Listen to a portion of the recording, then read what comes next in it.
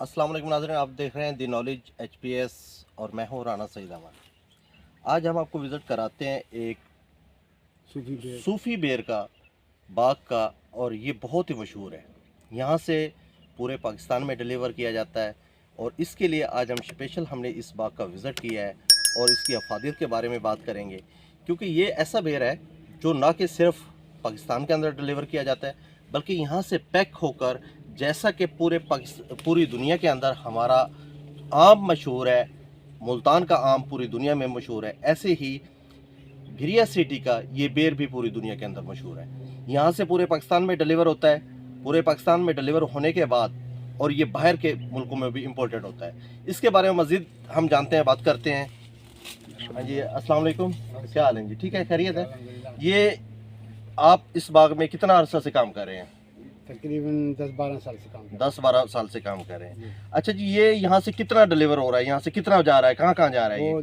ये बाहर मुल्क भी जाते हैं, पंजाब भी जाते हैं, सिंध का तो है ही मशहूर। सिंध का मशहूर है। यानी कि इसका मकसद ये है कि अगर यहाँ पे आपके पास कोई मेहमान आता है तो वो ये बेर लाजमी इसकी डिमांड, बेर की डिमांड उसकी लाजमी होती है।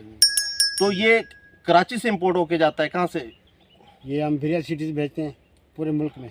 अच्छा, ये अब इस वक्त जो है तकरीबन आपके अंदाजे के मुताबिक, आपका बहुत अरसे से ये काम है, आप ये काम कर रहे हैं बड़े अरसे से, इस एक अंदाजे के मुताबिक कितना रकबे पे ये काश्त होगा तकरीबन ये बेर?